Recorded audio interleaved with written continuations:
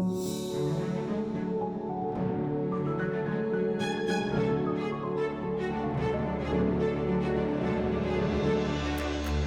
back watching True Lies, talking about True Lies. Got it on in the background too. That's fun. Yeah. So what do you think about True Lies? Well, first of all, the name is great because it's an oxymoron. So there's not a lot of movies with an oxymoron title. So that's pretty cool. Yeah, it's a great movie. I love True Lies. I love True Lies because it is an action movie where the action hero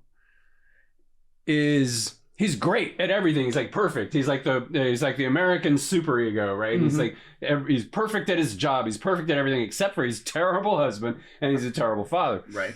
And then, I mean, I'm going to skip ahead real fast. This is his own birthday and birthday party that he's totally said he would get there for, but he wanted to chase a bad guy. Yeah. So it's kind of like the anti 007 guy. I think he's because 007, he's really cool and everything, but he doesn't have any responsibilities. He can do whatever the fuck he wants. He doesn't have a family. He doesn't have a family. He doesn't have anybody to go home to. Yeah. And anyway, so I like it because he is all these things, but he's also a family man. And then in what is like the middle of the movie, about the middle of the movie, Bill Paxton shows up. Well, okay, so yeah, Bill Paxton shoes up, and Bill Paxton is like the opposite of Schwarzenegger, right? Because they're both sales.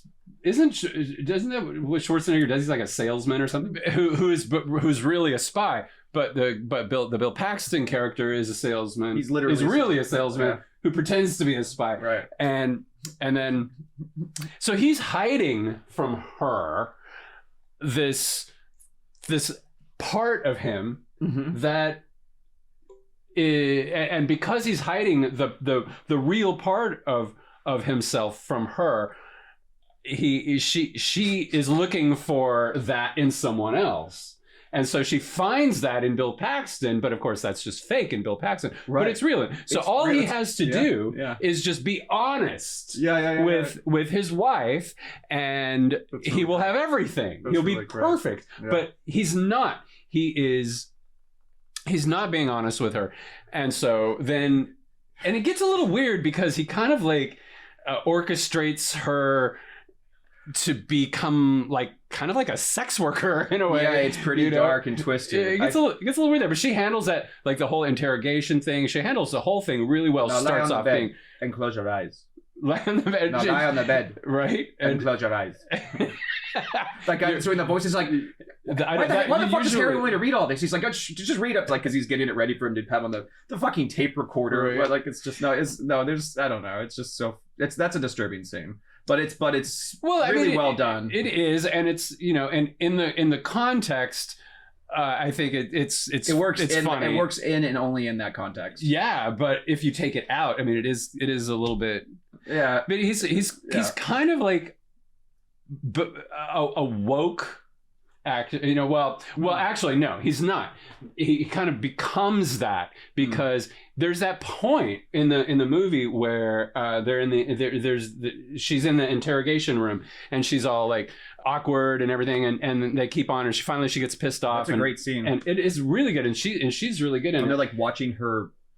I don't know why they give because they're trying to see if she's lying, but they're like watching her facial patterns for heat to see if she's flustered or lying. It's like so unique and weird. Like it's Tom Arnold's getting his aggression out on all his exes that she on him. Yeah, that's right. Well, so Tom Arnold's an entirely different part of the conversation.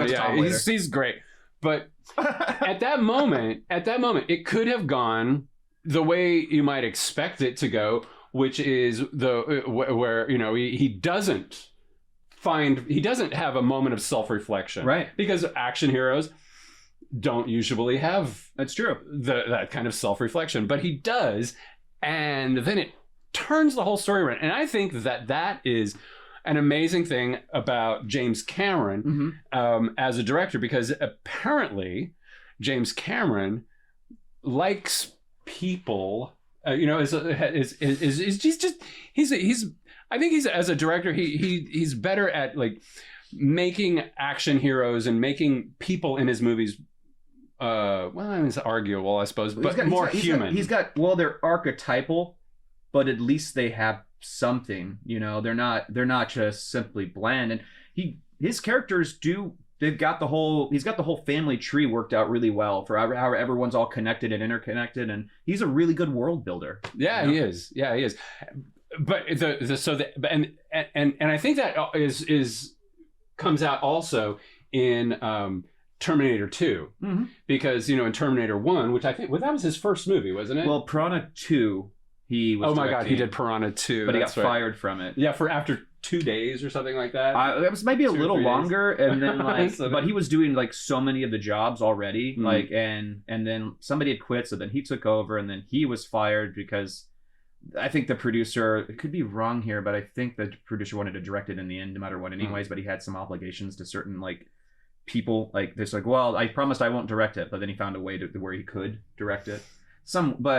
Well, he got rid of James Cameron. Yeah, smart move. And then James Cameron does the Terminator. Right. And the Terminator is like the prototypical really well. Action hero. Just body counts, like shoot him up. Well, he's a monster. He's a monster, right? But that's not the heart of the movie. That it's Linda Hamilton and Kyle Reese, and that's right. Bean. And they have like this. James Cameron makes Linda Hamilton, just this incredible. It's a really great transformation. Yeah, and when you get to Terminator 2, you're like. And the first time you see her, she's doing this pull-up. That is incredibly hot. The way how's the leg, doctor? Right? She's great in both of these movies. She stabbed me in the leg with a pin the other week as we were. Anyway, let's move on.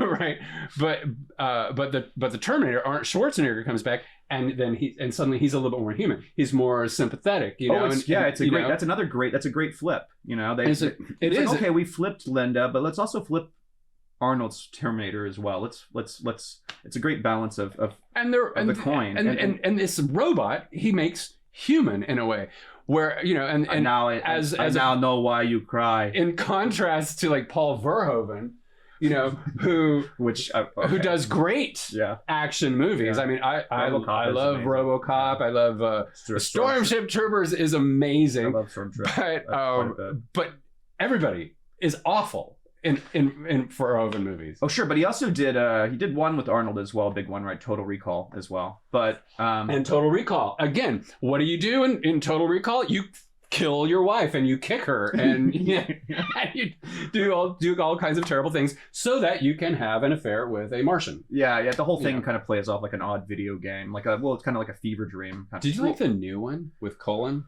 With Colin Powell? No, not Colin Powell. Farrell. Yeah, Colin Farrell. Yeah, not Colin. I don't know. Colin. No. No, you didn't like the new one? I remember watching it. I don't remember it. We're talking about True Lies. Oh. Well, it seems like, why did he blow up sure, here's my invitation, and just like blows it up. It was just like, was that the plan? Boom. Yeah, I know. Well, he's so good at what he does. And he's a ladies' man. Right. Because he has enough time to fuck everything up and do all this stuff, make all these, and then do a tango. With Tia Carrera. Well, I mean, if you have an opportunity to tango with Tia Carrera. Tia Carrera is no Megan Fox. Yeah. But oh, really? She is Tia Carrera. Yeah, you like Megan Fox. I love Megan Fox. How could I not love Megan Fox? You're a fan. I'm a huge fan of Megan Fox. I think she is a very talented young woman. Oh, I get it. Very talented. She's smart. She is smart. I mean, obviously she's smart. Not smart enough to not say that, in public that Michael Bay is like Hitler on set. Yeah. But anyway, and here he is now. He's being dropped off at home. Right, and he says to him like, "Hey, here's your ring." Yeah. He's like, "Oh, you're the best. You're the best. You're the best." Yeah. Bye. Actually, as terrible an actor as Schwarzenegger is, he's actually a really good actor. He's really great in his comedy, and his there's a lot of really well done live action stunts in this. Yeah, all of that is really good, and of course, it has that iconic scene where Jamie Lee Curtis is falling out. I think that's a real stunt, man. Yeah. Like that's pretty impressive right there. Well, they might have done some like ILM work there, like racing cords and like wires, probably. Yeah, but it's hard to imagine that Jamie Lee Curtis is hanging out by a helicopter held on by one hand. It definitely wasn't her, for crying out loud. Yeah, but when they made the new Matrix movie, they were doing that. They were hanging Keanu Reeves and Carrie-Anne Moss all around on wires, like from way up in the sky, and twisting them around. God, that would be so scary. So there they are. This is of course, very comedic. This is very French, don't you feel? Yeah, the whole setup here, the whole comedy. Well, that's what you were saying, that this is actually a French movie. La Totale. La Totale. Yeah, La Totale. How was it again? La Totale. La Totale. Fuck you. You're a whore. Yeah, but so there they are. They're home, and Jamie Lee Curtis is so great, and you can just tell that she wants she wants her husband, but she wants him to be something that he's not, but he is. Totally, yes, yeah. He is. I love this little. He's like, check it out, and he's like. Okay, and here's Tom Arnold. He comes in and he leaves a pack of Lucky Strikes, but it's a camera or something like that. Yeah. But who the hell does not? Because they're not smoking Lucky Strikes. Get this right. If I was that kid, I'm going up to steal the pack of Lucky Strikes. Of course. Well, there's a camera in here. Fucking A. But it's cool with the sunglasses and the. I don't know. The comedy in this is it's very fun, but I do want to see the original French film. It's impossible to find unless you want to watch it with Russian like dubbed directly on top of the French, and I can't. I'm sure if I tried hard enough, I could put up with that and also watch English subtitles at the same time, but I might go fucking insane. Okay, so I was in Mongolia one time, and we went to the movies in Ulaanbaatar, and there was Two Moon Junction. Two Moon Junction stars that was Christy McNichol and a woman who played Nurse Ratched in One Flew Over the Cuckoo's Nest. And it's like this terrible like soft core porn movie, where Christy McNichol shows her boobs, and which is definitely what America wants to see. And she's no Megan Fox. She is no Megan Fox. and anyway, so it was in Ulaanbaatar, and so it's an English movie dubbed in Russian, but it's just got two Russians doing all of the dubbing, like a woman and a man, and they're yelling on top of the English dialogue. So they're like saying something, like da da da da, and then but at the exact same time, there's these Russians screaming the lines in Russian, and then there's two sets of subtitles below that, and so you really can't even see or understand what the fuck is going on in the movie. It was hilarious. I really enjoyed it. I enjoyed that almost as much as I enjoyed watching Twister in China, and with a huge Chinese audience, and they were really fucking into it. They were so fucking into it. Yeah. So anyhow, so now what are they doing? I love this. This lady's like, if you don't get she's got her gun ready. Like the world building in this is really extremely well done. I like how we're about to see Charlton Heston with an eye patch. I know Charlton Heston is actually really good in this. I love Charlton Heston, but I never really thought of him as a good actor. But I just saw this movie called, I think it's like one of his very first movies. It's called Secrets of the Incas, and it was made in 1953. Okay. And Charlton Heston plays.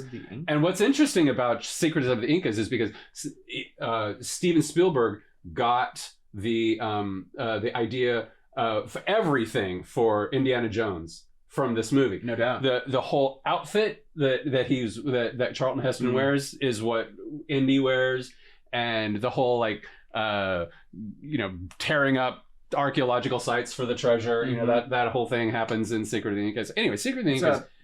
Lucas and Spielberg were known for they loved their old serials, and they're like, we can just make that movie out of that. Well, yeah, I mean, there's Quentin Tarantino has Secrets of the Incas never done any. That's not Tarantino. Oh, yeah, Tarantino's he steals everything.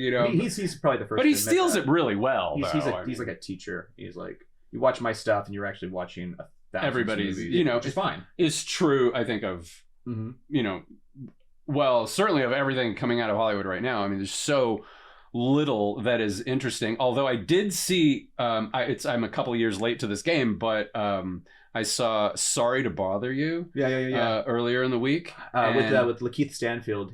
That actor's so good, man. He was so good, and he's so handsome too. Oh my God, he is fine. And you have to watch Atlanta. He's so good in that. Atlanta. Yeah, it's the show with. It's really the third season just came out. I started the first episode of the third season is just.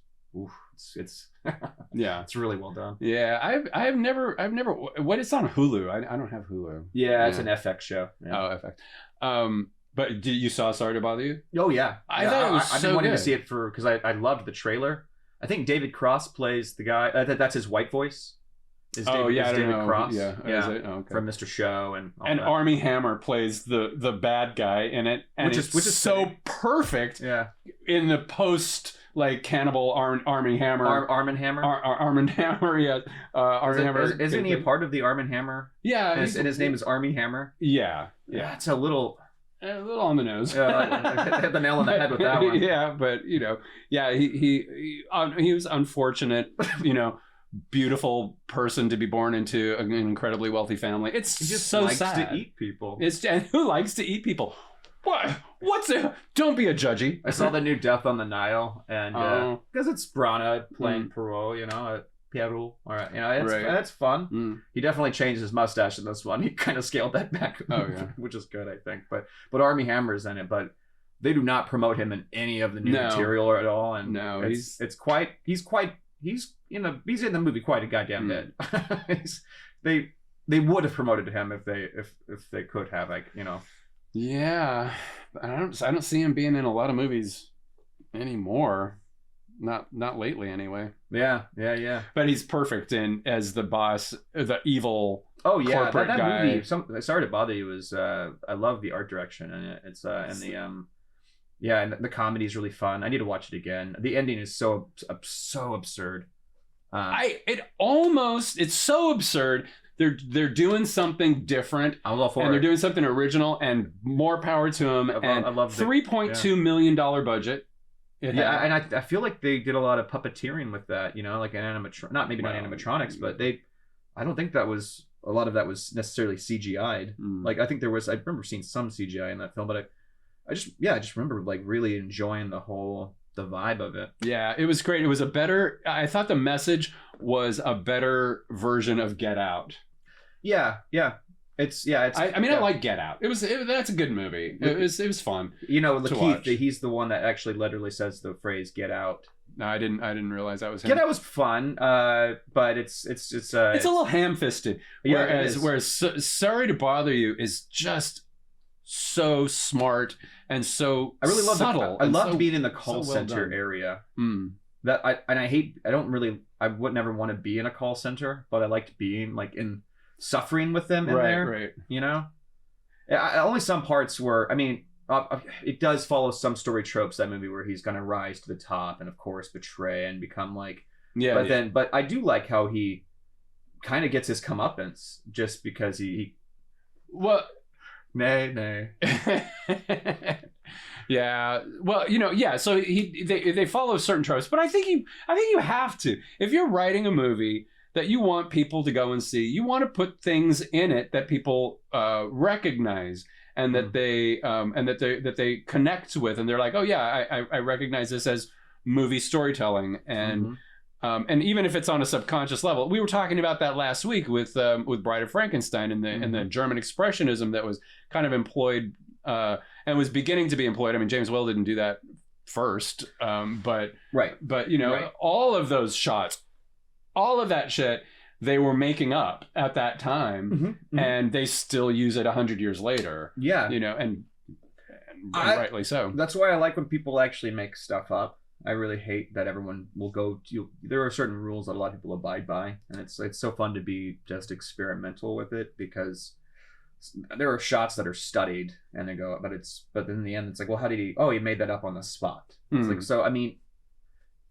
the only way to get better at that is just, you know, to keep making stuff up on the spot, keep learning, I guess, you know. Well, it is, but I think you one of the, you know, this it's a tired old cliche thing, you know, to break the rules properly, you have to know what those rules are. 100%. And there are a lot of I think young people who are producing films and young production companies who are not quite who are not so afraid of breaking the mainstream. But those are not going to, that's not a lot of money, you know, those kind of production companies aren't going to be funding. It's all about script in the end. And if you say you want to take the German expressionist film and you want to utilize that, or let's say that I want to do something about storming the beaches of Normandy, and it's a movie called Saving Private Ryan. I mean, I want to like base things based on like actual photos that were there, and I'm going to take some creative liberty. You can be inspired by something, but it doesn't mean you can't make it your own. Oh, this is the part. Oh, I'm gonna digress, because this is the part where welcome to the club. Yeah, buddy. he's like poor Arnie is just all messed up now because Helen is having an affair, and well, what did you expect? What'd you expect, man? She's a flesh and blood woman.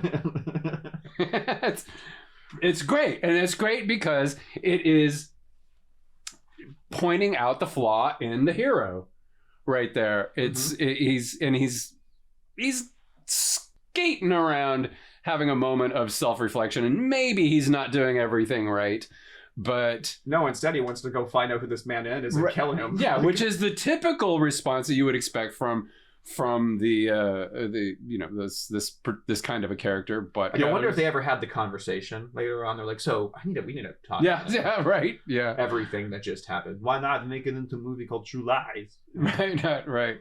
Yeah, but that's in True Lies 2, which will never be made, apparently. Yeah, that's unfortunate. Yeah, I don't know. It's kind of difficult. I mean, the movie is the movie. But I think the True Lies 2 would be what, Mr. and Mrs. Smith? Pretty much, right? He's clutching his jaw. Well, these are like really funny moments. Like, how do you not notice your husband staring at you? Right, like that, like he's gonna murder you. Yeah. And then he smiles. Oh yeah, you're not crazy. Whatever, Wait, you're a Terminator. I just saw Fish Called Wanda. That's another great couple movie weeks ago, which she's so so great in that. And so that movie is when we watched. So this is related, kind of. We just watched this movie called The Dressmaker. Okay. Kate Winslet, Chris. Which one is Captain America? No, not Captain America. Which one is Thor? That's the Chris. That's Chris? Okay, so Liam Hemsworth then was the one in Dressmaker. And it kind of occurred to me that there is a very specific... How come my brother gets to be Thor and I have to be a dressmaker? Like, Australian movies have like this very specific kind of stuff. They're comedies anyway. Like Muriel's Wedding, Princess of the Desert. Priscilla, Queen of the Desert. Yeah. That Dressmaker. They're it's almost like they're done by the exact same director with the exact same rules of story making. And Fish Call Wanda I think is very similar to those Australian comedies in their madcap kind of. Yeah, they made another movie with a very similar cast. It was, I think it might have been the same major 4 players again, but it was like them working at a zoo, and I couldn't get through. It was like they tried to capture the magic again. I mean, it was a valiant effort, but it just was. It's not the one with Matt Damon. No. That one was on a terrible movie. Isn't that called We Bought a Zoo? We Bought a Zoo. No, this was like it's got Jamie Lee Curtis. It's got the 2 pythons. And it's got pretty sure it's got Kevin Kline in it as well. Oh. But they're all like different. It's like you love them as the characters in Fish Called Wanda, and then you watch them together again as 4 totally different characters. You're like, this hurts my brain. Yeah. Why is he the bad guy now? I just make him be the bad guy again. Kevin Kline is so great.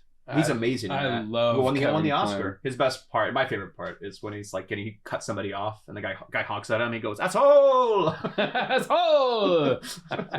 he's just loving that role. He's just, this fish right here, this one. Yes, that's right. Yeah, he's good, man. Oh man, Kevin Kline.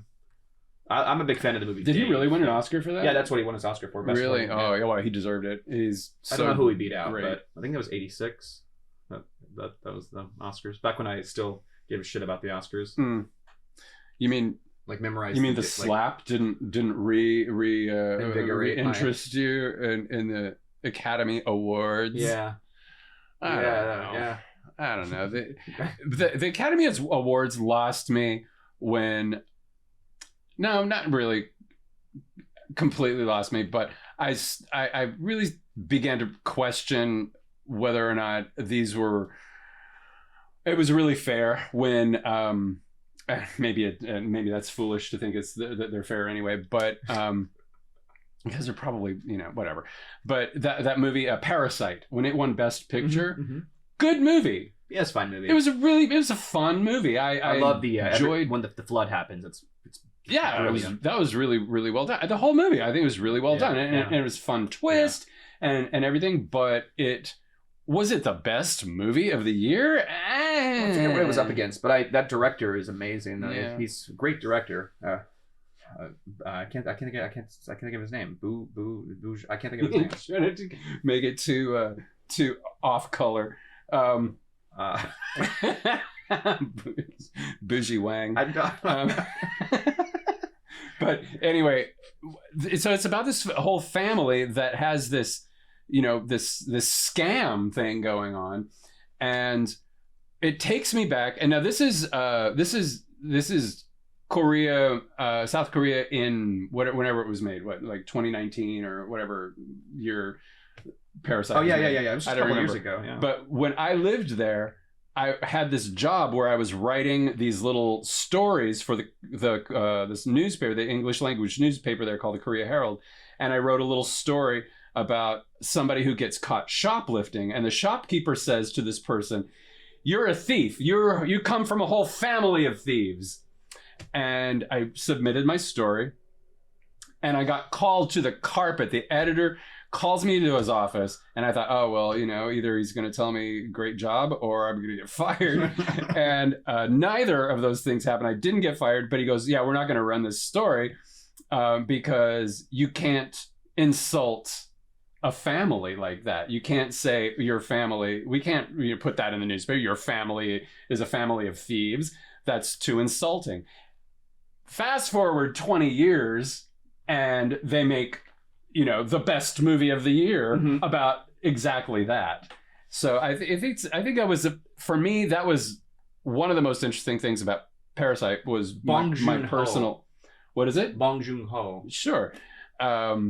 Was that aspect that that things had changed in South Korea so much that not only could my little story fly now, right, but they made this movie. That's funny, man. Yeah. But anyway, what I would like to see though. Oh, and I was asking you what kind of movie you would like to make, because if I was gonna make an action movie where there are good guys and bad guys and stuff like that, I'm not sure that I would make my bad guys the stereotypical brown bad guys. Yeah, I do, and that's another reason why I want to watch this old this French film. It's because I wonder what their villains were. Right? Yeah. But yeah, it definitely Algerians if it was French. This is definitely it's got an odd bad guy source. At least they make all the terrorists clowns, basically.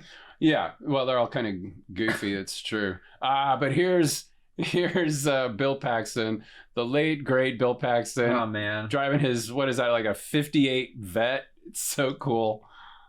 And he's got her head in his lap right now, and there's a helicopter yes. Watching, and right. I was like, that sounds like James Cameron, because he was like, oh, yep, there was definitely something happening there. Here comes the helicopter flying up right there. Yeah, they can't notice. Which has probably got the camera in it. Yeah, right. But it's not James Cameron; it's his brother's voice. Oh. His brother is the one that invented a camera rig that could go underwater to film the Titanic footage and stuff. Really? So he's way into the water stuff as well as his brother. Yeah, that's pretty wild, But he's like, oh yeah, hoo boy. I forgot. I was like, that's oh yeah, hoo boy, hoorah. I think is what he says. He'll be like, God, I'm so in love with that Corvette though. Look, they got plastic cups. That's the best part. The sound effect there is really great. It's very plasticky. Yeah. Oh man. And Bill in his velour turtleneck sweater. He's got like fake tickets to Paris there. He really goes to a lot of trouble. He does to fake this stuff. You got to give him credit there, you know. Yeah. That hairstyle though is so odd. Well, this is the 90s, right? Yeah. I think her hairstyle speaking of is Twister, the worst. yeah, he was about Twister comes out like a year or two later for him. It's so sad that he's gone now because he was so great. Pretty, you know, shitty way to go. Died during like heart surgery or. Yeah, that's right. But you know, Bill Paxton's great. He is, as far as I know, the only actor to have been killed by all like the original awesome monsters. That's right. He got the Predator, Alien, and Terminator. Yeah. And I'm trying to think if there was something else that was like even like more major that he got as well. But yeah, those are the main ones. Well, he's gonna get his ass kicked in this. He just, you know, James Cameron likes to kick his ass. But by the time they get to Titanic, he's like, "Listen, I'm gonna let you just chill on Titanic." Okay? Well, look at his face, though. I mean, he definitely has a punchable face. He's got a punchable face. Yeah, he does. They want very punchable on this one. That like they made him more punchable. Yeah, like, that's true. It's very. He has like some line early in the film when like Arnold Schwarzenegger's driving him around in his car, like speeding. And he's like, "Slow down, man! I just paid for this dental." Like he's talking about this, like I don't want to. Like, I'm still paying off this new whatever. It's like ridiculous.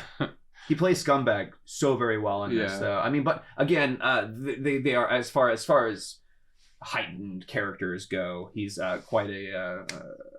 I really like his. It's like him, and he does a good job. And when they scare the shit out of him by destroying his trailer right now, I mean that's hilarious. He's like, ah! he falls down on top of her, which just makes it even worse. This whole sequence is actually pretty amazing because they get him off, and here's the leg. Yeah, so right here is her first real like fuck off moment. She really shows true strength of the character. Right, that's true. Yeah, she says no, and that right there, like her glasses are off too. And he's like, "Oh, come on, man, just let me smell it. If not for me, oh wow, would you think about the country?" He's like, "Do it for your country." Yeah, do it for America. Yeah. Uh-oh. Yeah. And now they're going to destroy. But this is amazing. She ends up kicking Tom Arnold in the nuts, and it's just with like, the legs up. You got to check this out. She's such a great scream. Isn't she the scream queen? She's the original scream queen. Yeah. It's like, well, for me, it's like her and fucking the what's her name who plays Laurel Palmer from Twin Peaks. Like her scream's amazing. But she kicks Tom Arnold in the balls here, and then one of the dudes like hits her on the head, and Arnold Schwarzenegger just what the fuck, and he like punches the other guy out. The other guy, right? Like one of his team members. Too good.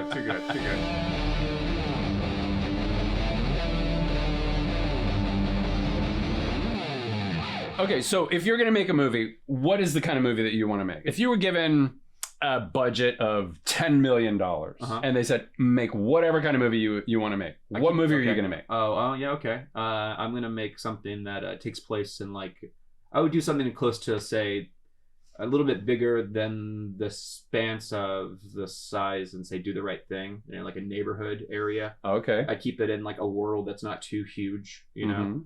I'd have a bunch of characters and places and maybe some things where I can lock off a street. And is this going to be a horror? What genre are we talking? I'd probably go with thriller, maybe a little bit of comedy, just life. But I would take certain turns and everything. I'm not sure. Maybe it would like kind of dreamlike things that take you. I like when you're watching a movie and you're like, holy shit, what? And like it just all clicks and it all hits with you. And who's your movie going to be for? Who's your audience? I want people that want to have a good time at the movies, I guess. So are we talking about people who would like True Lies or people who would like Sorry to Bother You? Oh gosh, man, I don't know. Not that there's necessarily, you know, those are two distinct camps, but they kind of are. I mean, I like both movies. Yeah. I like fun, like action, thriller driven. I like seeing action on the screen. You know, I like less dialogue. I like when the dialogue is there. It's punchy. It's fun. It's almost campy, but if it is campy, it's living in that camp. I think we talked about this last time with Bride, but I do love characters that seem larger than life, but when you leave the movie theater, they're like, wow, that feels like a real person as well, but like a good time, and like anything that is action is like motivated. So I don't know the answer to that question, but well, it's interesting because your answer, well, it was an answer, but it was very visually oriented. Your answer is visually oriented, whereas if I ask myself that same question, I'm not answering it visually, I'm answering it by characters. Sure. While visuals are an important part of what I consider when I'm writing or making a movie, it's I want these characters to be really immediately attractive to the audience, so that they're drawn in immediately. They know who they are. They know what they want. They know what's going to stop these people from getting what they want, and they're going to be invested in overcoming this obstacle. I think that's funny. I think that's why we make a good team, because I'm really interested in that, and you're really interested in visuals, not to the exclusion of the things I'm interested in. I'm interested in what I'm interested in, not to the exclusion of visuals. So I think that's what actually makes this this thing that we discovered in Christmas Freak. I think that's what really goes a long way to making the team work. Right. Yeah. And in this, in True Lies, it's more than just a small world. It's a huge world. But you're not doing this for 10 million, though. I mean, like, no. This is what? How? What do you think the budget? Well, theoretically, nowadays you could do this movie for 10 million. You know what I mean? You think? Well, if you had enough time. What was and the effort, budget? But you're not going to get Arnold Schwarzenegger. You know what I mean? Well, yeah, because I think that would probably be part of his salary. But then again, like, who knows, what he got paid for this, he's like, well, James Cameron gave him his career. So apparently their budget was $100 million. That's insane. In 1990, whatever. There's some great locations in this movie. Like, it looks like they're on a dam. That's so neat. That was a dam, but what dam was it? I don't damn well know. And I don't damn well know. And what city are they supposed to be in True Lies? Does it even ever say? Are they in DC? Oh, this is the part where he sells his wife into the sex trade. As she enters the hotel in that stupid dress that has all this shit all over it. And she very cleverly pulls off the sleeves and the collar and the bottom part of the skirt. And then suddenly, she gets some water from the vase, splashes it on her hair. On her hair, yeah. And then suddenly she's looking like Helmut Newton model. You know, she's like gorgeous, and the dress. She's like pulling off some of the frills from the. She pulls all that shit off. I think it's a very fun costume change. It is great. It's great. It's funny in that it could never actually happen. But it's one of those costume changes that this could be done on stage, and that could be a repeated costume switch because it's just Velcro being pulled off, you know what I mean, or whatever. Oh my God. Can you imagine True Lies on Broadway? I can, and I love it. I love how it's like perfectly tailored when she rips it all off. It's like... Oh yeah, it was like who the fuck designed that dress and said, you know what this needs? Yeah, you know what this stupid needs? Frilly things. Frilly things, because otherwise it's too perfect. I love how James Cameron takes a story that could actually go real dark and real and much grittier, and makes it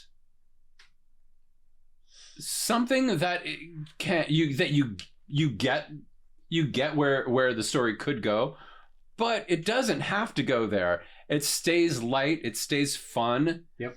And all of the characters are redeemable and likable.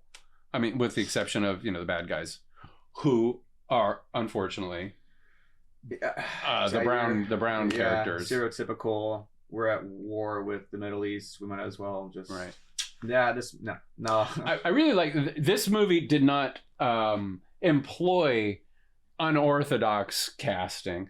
But I really like the way that unorthodox casting has taken hold. You know, like with Bridgerton, and sure, and it gives the viewer an opportunity to see people that would otherwise they would only see as cleaning staff, you know, or the bad guys or something like that, in a different kind of role. Even though, you know, like in the case of Bridgerton, it's not necessarily historically accurate. But you know, I don't know. I actually don't really know what the racial makeup of 18th or 19th century England was. But sure. But today we can see it, and it normalizes normal things. Sure. Which, you know, and which needs to happen. 100%. And I think that's great. And I think there's a small balance they try to do in this. He works in the van with Tom Arnold's character. And he's he's kind of got brownish skin, right? Yeah. So it's like, true. Well, hey, look, he's a good guy, and sure. he ends up killing some of the bad guys. I think they were trying to I was like, okay. Well, that is no. That's I mean, that's better than not. That's definitely kept in mind. You know, that's not an accident. But I really like I like the like, for instance, why don't they have a Native American Indian daughter? You know, right. if they did, right? What would that be like? You know, sure. You know, would you have to explain it? Right. I mean, I don't think you would anymore. I think it's okay, because as long as the actor is killing the role, then that should be enough. That should be enough. I mean, you know, every once in a while you might throw in a little explanation, a little help. But honestly, it shouldn't. Is that the story you're telling? It should just be exactly. It's like, who gives a shit then? Well, today families are made up. You know, they're well, not even just today. Right. But I think yesterday today is recognized. Yesterday too. I think it's recognized that that families are made up of all different kinds of people, and it doesn't have to look like it did in 1950. No, not at all. It's interesting. You know what's also interesting about this movie is, like, the terrorists aren't wrong. He's coming from a good place. He doesn't want them to bomb, you know, his country. Right. You know, right. That's right. He has that. I mean, we don't know what the motivation was. Maybe he doesn't. Maybe he's lying and he just wants to kill a bunch of people. You know? No. I think it's fair to give him a sincere motivation. So what he's doing is not so very different from what the people that he's wanting to kill do. Right. So it makes it a little bit of a gray area there in terms of who's the good guy and who's the bad guy. Anyway. Well, here they are. Here's Arnie and Helen, and we missed the drugging scene, which is great. We did, but now their marriage is basically saved because Helen has the man of her dreams, the man she's always had, but now he's being honest with her, and now things work. Well, the one thing they could have done slightly maybe better with her character, perhaps, would be how maybe she's like a badass in the workplace or something. You know? And because she's about to be a klutz but still kill people accidentally. Well, that's true. That does seem to come from nowhere. You know? That ability. He loves snapping necks in this movie. Yeah. It's so odd how almost family friendly this murder escapade is. Well, that's what I think is the genius of James Cameron. He's made this movie that could be otherwise really dark. James Cameron had just set the bar for that cool new T2 effects with the goop and all of that. The Terminator, the T1000. You know, I think maybe he was really trying to just go back to practical for a time. You know. Oh, this is the part where they're going to blow up the bridge. This is a very odd switch. They do a thing where they go from dark to dusk yeah to day pretty damn quick. Like right now. Yeah, I mean, it's not bad, but it's a pretty crazy transition. Right.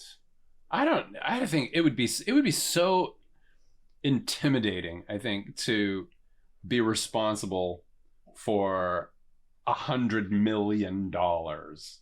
Yeah. For that kind of, I mean, I don't even know what $100 million is. It's so much money. It's like 1/10 of a billion. Yeah, that's right. Yeah. Movies are fun. So it's I'm looking at this is a really terrible fight, by the way. I love that they're just pulling each other's hair and slamming their heads. I know it's not really well choreographed. I was kind of well, yeah, but it's got Tia Carrere. She's like, I'll do the foot thing again. Oh, you go. I like see that face that Tia does there. Yeah, I know. Like monster face. She just have a monster face. It kind of looks. How about another one? Yeah.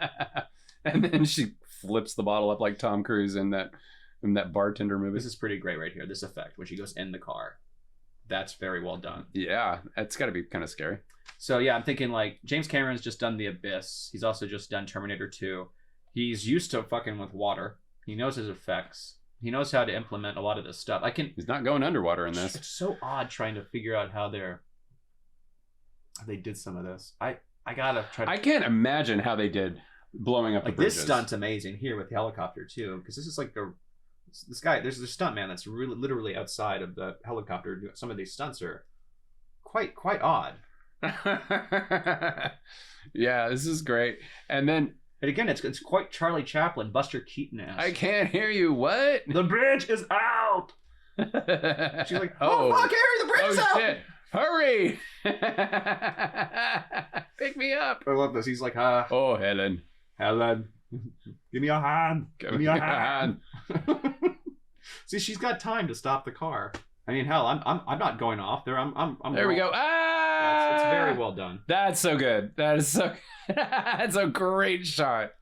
Look at her face. Yeah, she looks terrified. She was great. That's wonderful.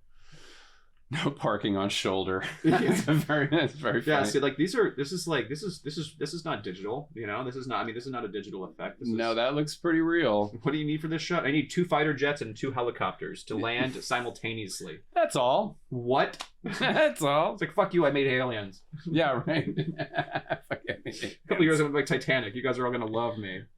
Okay, so yeah, I wonder why James Cameron has personal issues. I mean, could it just be because he is disappointed in himself for having made like the Middle Eastern bad guys? Is it? I mean, because there's really nothing really. The movie. You mean because of what I read earlier, where he's not allowed? There's no Blu-ray because of personal reasons. Yeah. I don't know what his personal reasons could be for this. I guess it's personal. Yeah, it's personal. We'd have to ask him. Okay, gotta go. Bye. That's when he goes, bye. I just love it. He just turns and runs. Bye. Bye. I kissed you now after the nuclear bomb. Bye. It's too funny, man. But next time we should talk about Castle Freak. Oh, you want to do Castle Freak? I do. I really do, because you told me about Castle Freak. Okay, all right. And so I watched the original Castle Freak from 1995. Mm-hmm. Directed by who? Why don't we just talk about Castle Freak right now? Well, because we're at the end. Okay, there's only like 5 minutes left of True Lies. You're right. There's not much left. Yeah. Yeah, but I watched it, and now I want to watch the remake, the remake of Castle Freak, because there were so many things in the original Castle Freak that just made me go. Oh, right, because they made a remake. Yeah, there was a remake. There's a one from that's made 5 years ago or 7 years ago, something like that. But the original one is so bad in so many ways. But it's Stuart Gordon. It has Stuart Gordon is the director, yeah. But it has these moments of just absolute redeeming quality. I'm not going to say, I almost said brilliance. It's not brilliance, but it's in comparison to the really bad stuff, it's really good. There are some really good moments in the original one, and I want to see what they did with the ideas of Castle Freak in the remake. Because so you've not seen the remake yet? I haven't seen the remake yet. So that's why they got homework. I definitely want to, because I love the idea of the whipping boy. It's disturbed, that whole thing. Yeah, it's very messed up. This is insane. This part right here where they just like, oh, I got a news crew coming in, and like, yeah, totally one of them's an agent, and like it's just like they what's funny, so I think they're missing in something like, I wish that on the main bad guy, if they just made him a little funnier. Like if they had made him like want fame a bit more, because like that would have been an interesting because twist. His whole fall down completely is like wanting the camera in front of him. Yeah, like twice because he wants to monologue. That's right. Yeah. And then he keeps getting shut down. Basically, if they could just maybe there was something there with that, and they just had to trim it. I don't know. Oh, what if he was an influencer?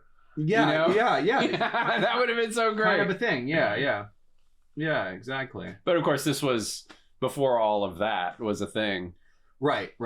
There weren't influencers. And so when he made this movie, there was no such thing as all of that. But if that movie was made today, that would be a really funny thing if the bad guy was like, a TikToker. Right. Well, that's probably one of the reasons why he's not releasing it, right? On Blu-ray. I don't know. For personal reasons. His personal reasons, yeah. I think because he's like, you know what? If I release that movie, people are going to talk about how I have the bad guys the way they are. Right. I'm just trying to make my Avatar movies. And that's all I want to do is just make my Avatar 2. Avatars. Which, by the way, they're blue, but we love them. But yes. And hopefully in Avatar 2, it doesn't take, the other culture to make sure that the blue people hey man, I'm just in it for the giant robot knife fights. What? That's how it ends. There's a giant robot that pulls out a giant knife, like a mech, and he's got his giant knife. How do you know that's how Avatar 2 ends? I know it's Avatar 1. Oh. No, what? Yeah, there's the bad guy general dude, that actor, I can't think of his name. He's great. He definitely fits the role, but he's he's in a giant mech and he pulls out a big knife. It's not Michael Ironside. No, that would have been amazing. I like Michael Ironside. He's Canada's greatest actor. He was in a movie recently with Christopher Lloyd, and I was like, fuck, both those guys, and it was Bob Odenkirk's new movie, Nobody. Oh, I don't know that movie. It's a fun little action movie. It's fun for one viewing. It's kind of like John Wick, but with Bob Odenkirk. I hated John Wick. Well then. I hated that movie so much. You didn't like anything about it? I didn't like anything about it. Well, for one thing, I'm not, I know this is not popular, but I'm not a huge fan of Keanu Reeves. I don't think he's really. Yeah. I don't care anything at all about the Matrix movies. They're not mind-blowing the way some people think that they are. I don't think they're mind-blowing. The first film was groundbreaking. As far as filmmaking goes. I suppose. They did some pretty crazy stuff. They did do some crazy stuff. A lot of it was, they stole a lot of stuff too. Like there was stuff that was done in music videos before, and even commercials. Like there was bullet time commercials that were made by people before that. And oh, really? These things existed before. Oh yeah, well that was a really good bit, Yeah. In Matrix, that was a good effect. But I mean, the Matrix is an okay watch. I just don't really think the concept is all that, like wow, I never thought about that before. But the John Wick movies, I just don't buy Keanu Reeves as that character. Yeah. Well, I think when he grows the beard, it keeps his long hair. People are like, he's serious now. But I really like Keanu Reeves as a. I don't know him personally, obviously, but the Keanu Reeves that I read about and I hear about outside of movies seems like a really nice guy, stand-up individual. Yeah, like a really nice guy. Like I would like to sit around and have a beer with. Although I would be embarrassed because I don't like John Wick. They can do no wrong. I mean, honestly, as far as I can, as an actor, I mean, he did that amazing performance in Dracula. That was, I loved it. Yeah, totally. Yeah, and in Speed, for sure, he's just like. Speed is a pretty fun movie. She's a nice lady, and she didn't deserve to die. It just looks like everyone's having fun in that movie. Well, but the idea, non-stop action. That movie, it's crazy. It's that speed. Well, I mean, the idea of it, is great. Except for then they have like it's gonna blow. The bus is gonna blow up if it goes under 50 miles an hour or something like that. Yeah. But then they have the bus like making these like 90-degree turns at 50 miles an hour. Come on, no, definitely suspend your disbelief. Yeah, you have to be. It suspends my belief, is what it does. Yeah. This is great, though. This is great. So now the bad guy's hanging off of them. What's his punchline here? Does he go, "You're fired"? You're fired. Uh-oh. Is that what the punchline is? Here he goes. Right. You're fired. Oh, and now it's like Slim. Slim Pickens. Slim Pickens. You're totally right. Yeah, it's a nice little nod to that. Yeah. That building looks eerily similar to the building they used in Terminator 2. That is a great movie. What's that? How I Learned to Stop Worrying and Love the Bomb. Dr. Strangelove. Yeah. God, that is a great movie. I think about that movie. Watch that sometime. Yeah. I'd happily watch that over Christmas Freak. I mean, well, thank you very much. Castle Freak.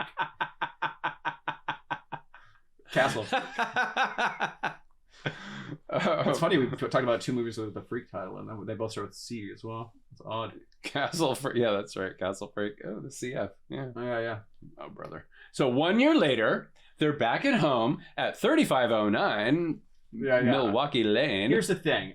This is where the movie stretches my disbelief. Completely. Like, I no longer can believe the plot at this point. Oh, really? Oh, because I think it's so sweet. No, it's just like my thing. Oh, that's the face. That's the face that you don't want on your. We got a lot of that in Jingle All the Way. It was not fun. And that movie, that's a bad movie with Sinbad. Oh man, that's bad. My point is they've been on the fucking news.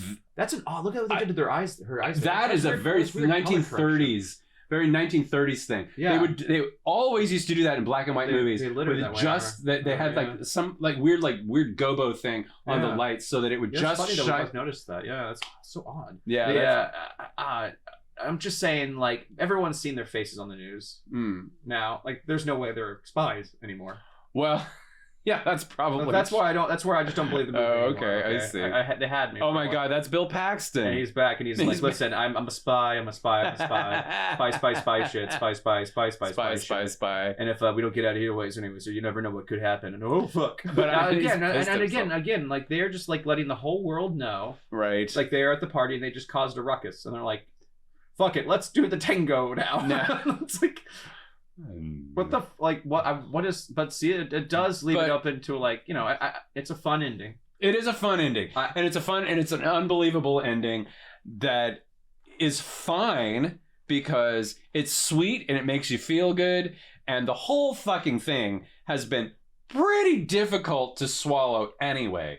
With all of the jets and the bad guys that get caught on missiles and then blown up and nuclear bombs that go off, and a lot of that is impossible to believe, but it's done so well that I'm in for the ride. So I want it to be a happy ending. Well, it's so funny, this movie. I feel like it reminds me of kids like playing with their toys, it's like like mashing them together, like, oh, then this happens and then this happens and then this happens. But the movie does have I'm not trying to just make it as simple as that. All right, 3 claps. Okay, 1, 2, 3. All right. Yeah.